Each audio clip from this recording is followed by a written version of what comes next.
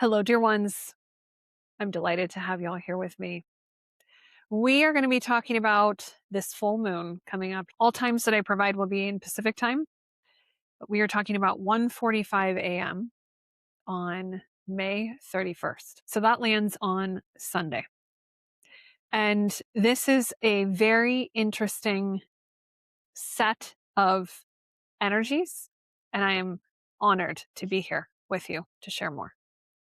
I will link in the show notes just kind of the first introductory kickoff episode, which will also link a ton of different sidebar and descriptive and diving into videos around esoteric astrology, because it is a massive piece of infrastructure. And trust me when I say I wish that I could just deliver it all in 5 seconds, but it's just not possible. But as you start to familiarize yourself, and I would invite you to continue to walk with me on this journey, listen to a few episodes and see if something speaks to your heart. Because what I share here is not a typical, if you will, astrology forecast. This series is called The Sovereign Sky. And this is about your journey through basically 3 tiers of consciousness. The first tier is who I affectionately refer to as the matrix or humanity. The second tier are the disciples. And the third tier are the initiates. And this is based on the teachings of Alice A. Bailey, as well as many others, including who I refer to as Master Decan. So as I deliver any of these forecasts, so I'll do special ones for the moon, like what we're doing in this moment now. I will do ones for weekly forecasts. This way you can get an idea of what your week ahead looks like.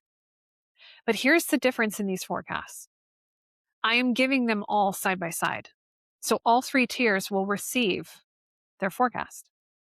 This means that if you right now are part of tier 1, you can hear what ascension looks like. And if you are on tier 2 or 3, you can understand the directional in both ways, whatever ways that is. Upwards and downwards, the octaves in our ascension. And what I'll say is just a general friendly PSA is that when I give these forecasts, I'm using 2 charts. I'm using a tropical chart and I'm using a sidereal, and specifically with Joel Kuhl's esoteric framework. So I'm using 2 charts and I'm reading it 3 different ways. So it is complex, but I know and I have full confidence that if this is something that interests you and it pulls or tugs at your heart, you will instantly understand it. Even if you had to listen to it a few times, it's going to hit you and you're going to be like, whoa, I didn't even know. And why does this make so much sense?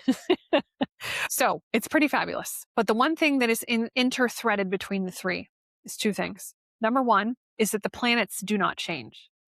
So if 2 planets are 2 degrees from each other, let's say a conjunction, that will not change across basically either chart. So whether we're looking at the tropical or the sidereal, the sky is the same. It's just the measuring tape that we use. So how many degrees, not apart, but in the system. And roughly, sidereal is 24 degrees behind tropical, just as a friendly frame of reference. And number 2 is we talk about the rays of God that come through the stars. And specifically the rays that are being felt and really sent from the heavens to us through these filters, through the zodiacs, through the planets, what have you. And this is how we interconnect it all together. It's quite a mind bender, I'll say that. But it's good. It's going to speak to your soul. And when we're talking about tier 3, that is your soul, your blueprint, your why, but also your interconnection with your monad, your oversoul, your higher self, your soul family, all of these fun things, the interconnectedness of the all. So without further ado, let's hop into this full moon forecast. The full moon is when it's at full opposition from the sun. So basically 180 degrees opposite. That will not change no matter what, because it's the same physical relationship, same geometry. When we're talking about this through a tropical lens, we're talking about a 9 degrees 55 minutes full moon in Sagittarius. In sidereal, we're talking about an 11 degrees 11 minutes full moon in Scorpio. Now, what I find really interesting as far as the systematic theme here is when we're looking at sidereal is essentially experiencing the thing that tropical just did. So if we remember the last full moon in Tropical on May 1st, this is why this is called a blue moon, and I'll get to that in a second, it was in Scorpio. And so now this round, Sidereal is experiencing, or in this case, our tier 3s, our initiates, are experiencing the Scorpio full moon. And my understanding and belief at this moment of now is that as an initiate, you are able to observe what happens to the matrix with this zodiac energy and receive the information now through the heavens and kind of merge those together and pour your life energy into the infrastructure and the building of the new earth. So it is a very beautiful supportive system. First, what I'll do is I'll talk about them separately.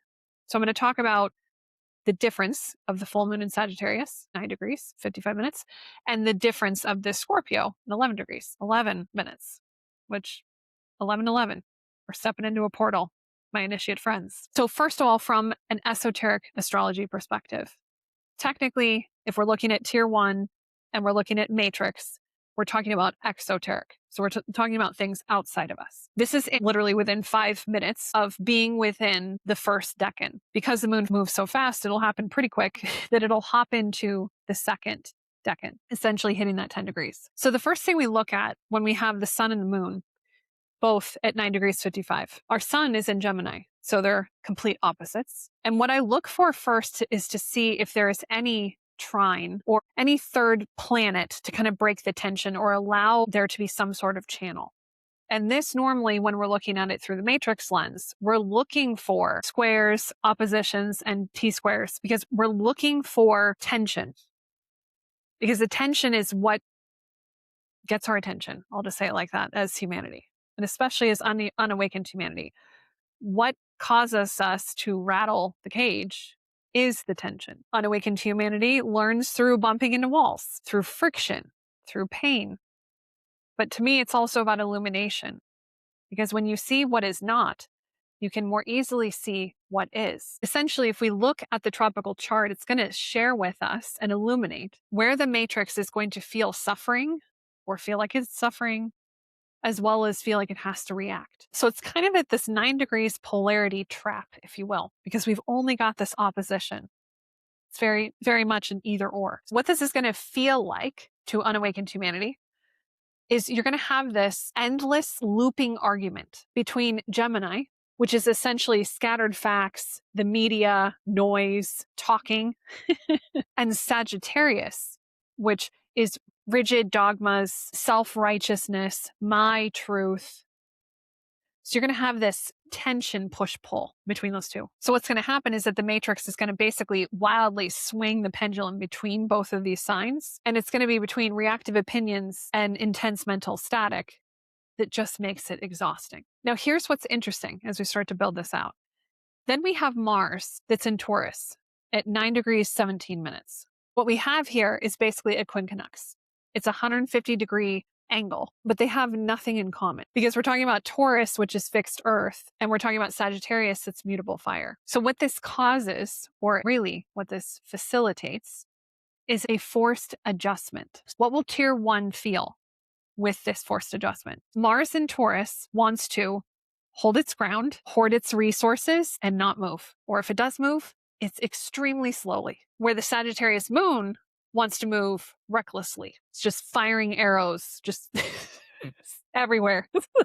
What will be impacting the matrix, or basically unawakened humanity? It will feel like extreme physical exhaustion and frustration. It's kind of like having 1 foot on the gas with Sagittarius, like go and woo and yeah, and then 1 foot on the brake of like, no, I don't want to do anything. I want to keep everything the same. But as we leverage this same energy, the same relationship, when we talk about disciples at tier 2, this is the perfect energetic mixture to look at your reckless emotional desires. So you're going to look at Sagittarius moon and you're going to say, no, I'm not running away. I'm not going to pretend like this is not happening and go buy a ticket somewhere and, go on vacation.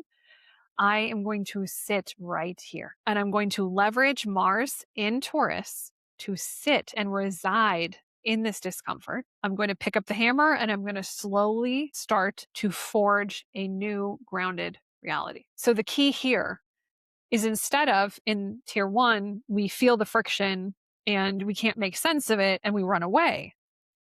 Tier 2, we're not running, we're running within. We're sitting down and we're looking at the origin. So allow me to provide a real world example. Let's say you have a family member or a business partner who is very immersed in 3D reality and is not respecting boundaries, your boundaries. Sagittarius moon energy is going to say that person is wrong. They're so wrong. I possess the right answer. I know what the higher truth is. So I'm going to write them a 10-page text message telling them all the reasons why I know and they don't. I'm also going to tell them how toxic they are and that I will burn the bridge and I will completely run away to protect my peace. Okay. Meanwhile, Mars in Taurus is saying, I'm terrified because I don't want to lose my physical safety, my money, my comfort that's attached to this person.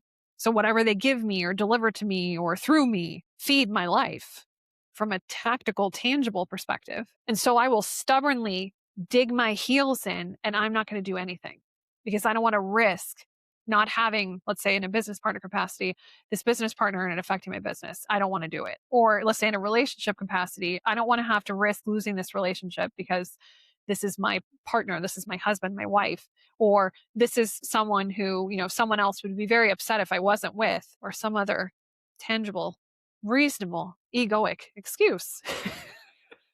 Allow me to be blunt. So Mars in Taurus just wants to anchor into that and justify it. And essentially what happens to the unawakened human is you have these two perspectives. I want to get wild and write all these text messages and tell them what's up. Or I want to just dig in and just ignore it and blah, blah, blah, blah, blah, because I don't want to risk it. And this is where you get that dynamic of foot on the gas pedal and foot on the brake pedal at the same time. It's basically the dichotomy of self-righteousness and absolute stubborn fear. Now, for all of you tier 2s out there, you disciples, where this differs, where the point then changes and shifting and reversing your wheel, is that you still have the same urge to write that darn text message and deliver all those things. And you want to run and just go and fire it all off. But instead you pause. You recognize the pull of the fire to do something. And instead just take a moment to breathe and observe. And what happens next is that you're also going to feel the Mars in Taurus not want to do anything and not want to ruffle feathers and want to anchor down because of fear. Instead, you step into the seat of the observer and you ask for the origin of where these things are coming from. Why am I trying to validate my ego? Why am I trying to be right here? And why is this so fearful? Why is me leaving this relationship, this business relationship, communicating my needs or boundaries? Why is that so triggering? And exploring that, sitting with it. And the disciple is going to realize in this, this exploration that running away or preaching in this text message is really just a delusional escape. It's a mutative fire, shadow, or lower octave. So instead, the disciple says, I am not going to run, and I'm not going to preach my truth to someone who does not hear it. You remain and sit, reside in that uncomfortable reality, and then slowly, leveraging Mars in Taurus, slowly leverage and deliberately build a practical, immovable boundary. And you're not arguing. You're just simply changing the lock on the door. Now, for my tier 3 initiates, I will get to you in one moment because this specific relationship is exactly the same when it comes to the sidereal chart, but the signs and the degrees change. So we'll talk about those here in one moment. The other thing I want to point out is that we've got these 3 then planets all at 9 degrees and either 55 minutes or 17 minutes. So every single one of them is literally on that latter minutes until they reach the second decan. So all 3 are in decan 1. Decan 1 is essentially like the unthinking reaction. It's just doing. It's just, I feel it and therefore I am. So I'm just going to blah, right? I feel like running away. I'm just going to run. I feel like saying something. I'm just going to say it. There's no filter. There's no stopping. It's just reacting. And for the unawakened humanity, the matrix, as you move into the second decan, this is what's referred to as the rationalization phase.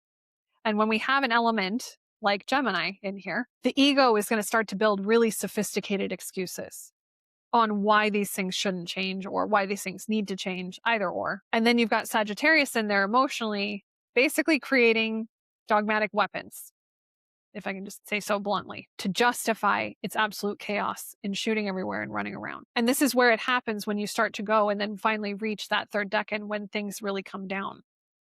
So this isn't a prime opportune time for you as a disciple to use and leverage the energy that's more malleable right now, instead of getting deeper into that second decan when you start to rationalize these things and start to get set in your ways.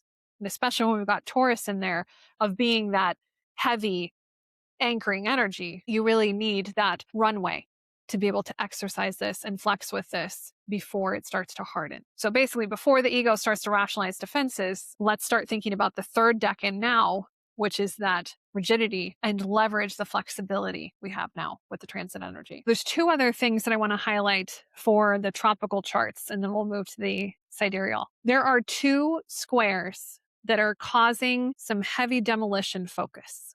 So let's walk through those. The first one is Pluto at 5 degrees Aquarius, who is squaring Mars, who we were just talking about just moments ago, at 9 degrees Taurus. Now, this is a wider, but still a powerful fixed cross square. So Pluto is the great destroyer, and he is demanding radical, futuristic restructuring in Aquarius, while Mars is like, He's trying to maintain physical comfort and old 3D currency, let's say, or ways in Taurus.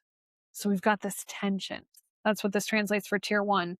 Power struggles regarding money, resources, and sudden disruptions to physical security. And I know a lot of this is already happening in many different timelines. And what will happen here is that the matrix will fight to keep things the same. As a tier 2 disciple, this is your opportunity to leverage this tension to ask why. Why?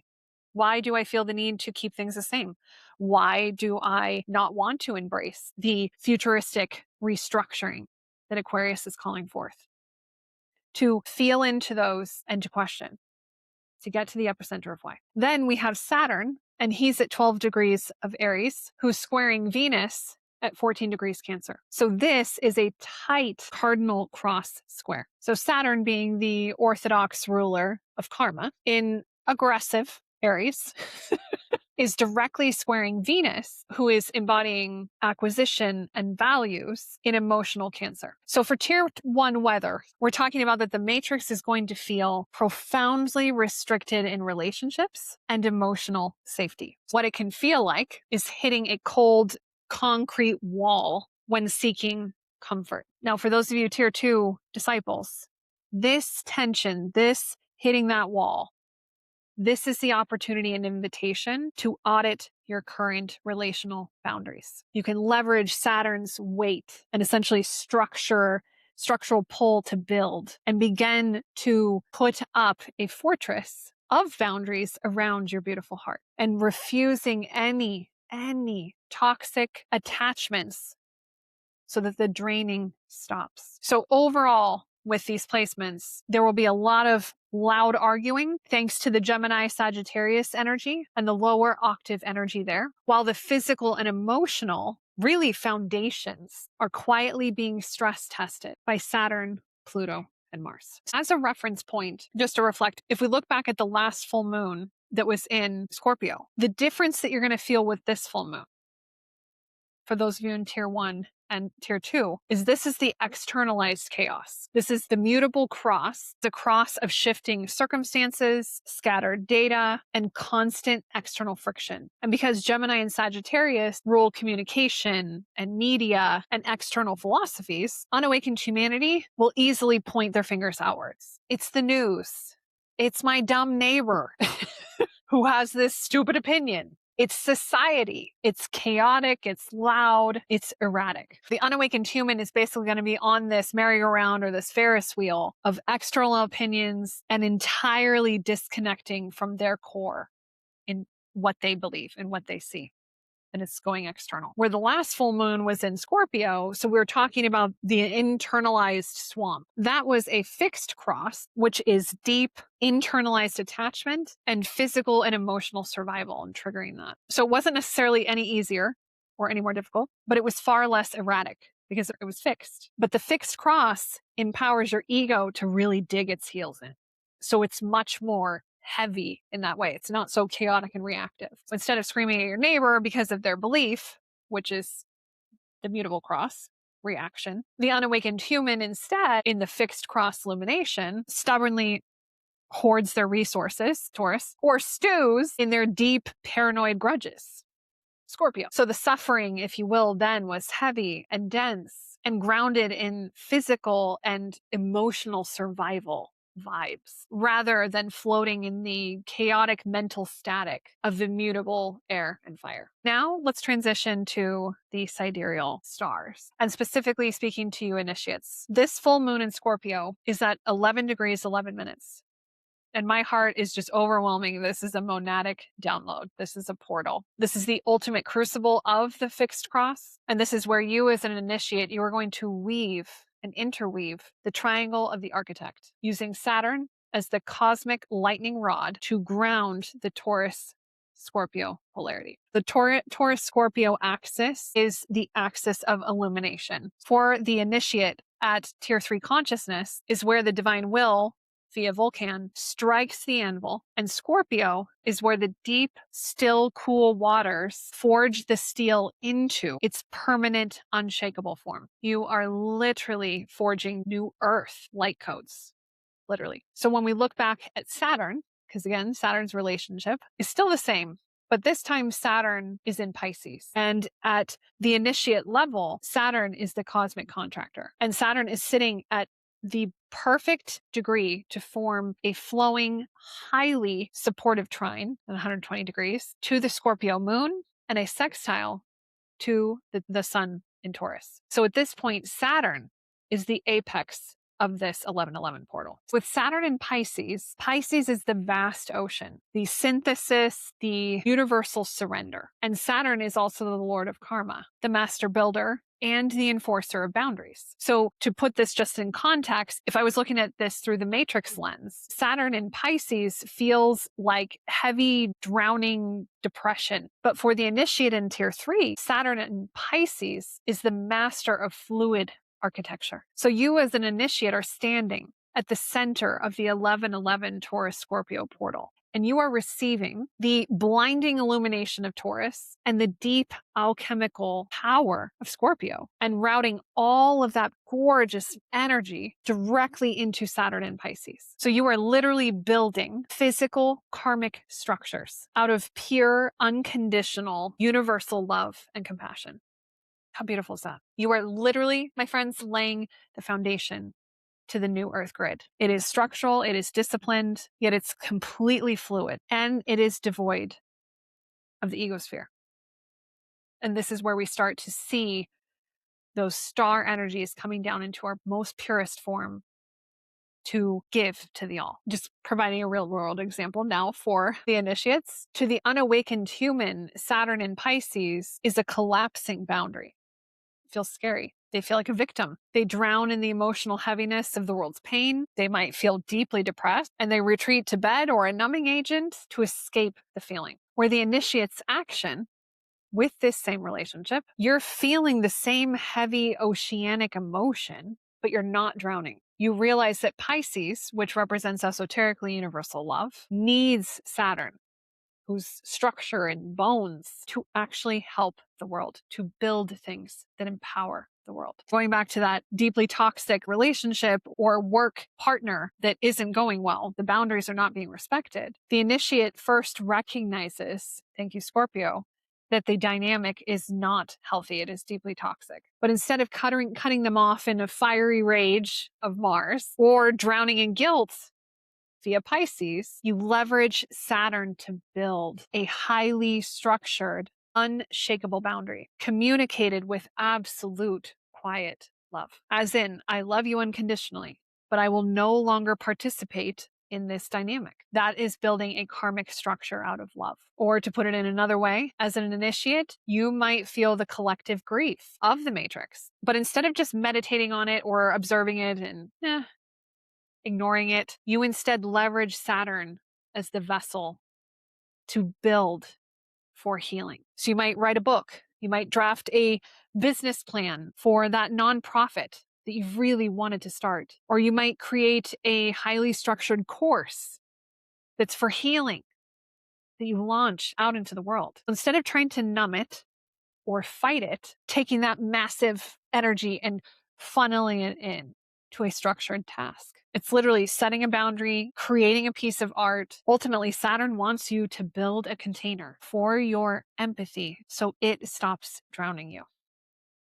It's giving it a job. So revisiting with Mars in Sidereal Aries, being at that 150-degree quincunx to the Scorpio moon, this is an angle of forced adjustment. So it's leveraging the monadic impulse of Mars in Aries to pioneer a massively new timeline. And because Mars is the hierarchical ruler of Scorpio and the orthodox ruler of Aries, you as the initiate suddenly feel this fiery monadic impulse, thank you Mars and Aries, to pioneer a massively new timeline. But here's the difference. Mars in Scorpio is going to demand quiet precision. So you must, as an initiate, leverage your sovereign discipline to hold back that Aries fire just long enough to ensure that the Scorpio alchemy is complete. So it's the mastery of that pointed tension, holding the spark until literally the exact divine second that it is meant to be released. So as far as collectively looking at both now, what's interesting is in esoteric astrology, there is no such thing as a blue moon.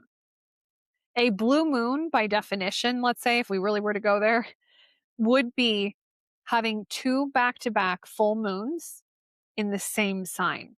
So if, let's say, one was at 1 degree barely, and then the next one is at, 29 degrees in the same zodiac sign, that is a blue moon. And that really is a monadic, massive download portal. In tropical astrology, a blue moon is defined in two ways. First of all, it could be seasonal. So instead of having 3 moons, there's 4 in a season. Or it can be by calendar month, which this specific one is by calendar month, because we've had one on basically the 1st and the 31st of May. And funny enough, the reason why we use the phrase once in a blue moon is because it's inferring that it's something rare, unpredictable, maybe even slightly unnatural. And because the matrix relies on the man-made Gregorian calendar to really structure its reality, from paying rent on the 1st to working Monday through Friday, having 2 full moons crammed into that 30-day calendar period is an emotional overflow. And so to the unawakened human, especially in tier 1, they're already a prisoner to the moon and the emotions and basically their emotional reactivity. And so it can feel like a double dose of chaos. But to the initiate, it does not mean anything because it's a 3D timekeeping system that tracks that when it happens. Versus from an esoteric standpoint, it's the same zodiac sign back to back. That is when it's different. So specifically in the tropical matrix, Sagittarius is race number 4, 5, and 6. This is basically the external battlefield. So the unawakened human feels the absolute friction of Ray 4 and projects it outward. They're weaponizing their beliefs. It's a little bit of race 6 and basically leveraging or using conflict to loudly argue with the world, desperately trying to force artificial harmony by demanding that everyone else agree with their dogma. As a tier 2 disciple, you are going to feel that same friction of Ray 4, but instead you refuse to fight with the world. You pull that inward and essentially turn that arrow inward. And this is where the shadow work happens because you're going to leverage that conflict friction to essentially battle your own ego, burn away your attachments, and do the heavy lifting that's needed for your hero's journey, slaying of your current monster or monsters. For the initiate in the Sidereal Stargate, Scorpio is Ray 4. So here we go again with Ray 4. So the sidereal chart is basically, imagine like a direct connection, a direct phone line to your monad. And so because you've already worked through and cleared your personal shadow or your lower octave challenge, you're not going to experience Ray 4 as emotional or psychological pain. Instead, it becomes the tension of the master builder. So it's the immense physical voltage of holding that 8th dimension or higher monadic light within a dense 3D terrestrial grid. So it's essentially the friction of stepping down that higher cosmic frequency and light so that humanity here in the 3D can absorb that energy without completely frying their nervous system. You are that conduit. You're going to leverage the deep, still waters of Scorpio to receive the monadic download. And you're going to leverage the Ray 4 tension to flawlessly build and bridge Shambhala to Earth. You are literally anchoring those two realities together. So while the Matrix experiences Ray 4 as a chaotic, fiery shouting match, Sagittarius, the initiate is experiencing Ray 4 as a silent alchemical forge, Scorpio. So as you can see, these relationships, these energies that come to us from the stars are here to help empower us on our individual journeys. And depending on where we are in our consciousness, on our ascension spirals, we can leverage all of it. Not just the good things, not just the easy things, not just the first Decan, fun, lighthearted, or the best of the best energy. We can leverage every single piece of it for our highest good. It's just the awareness of what we're leveraging it for.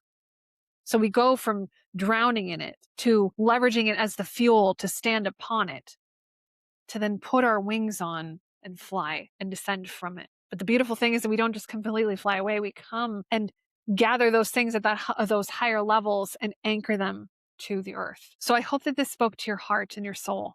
And if you are interested in learning more about this lovely journey, I've got a ton of resources. I will make sure and put everything in the show notes for you, including any course materials, trainings, teachings, upcoming events, etc. But I'm so blessed and so honored to have you and your energy and presence here. My hope for you is that for this full moon, embrace it. Embrace it for all that it is, because it is here to serve you and your highest good. Om, my friends, and namaste.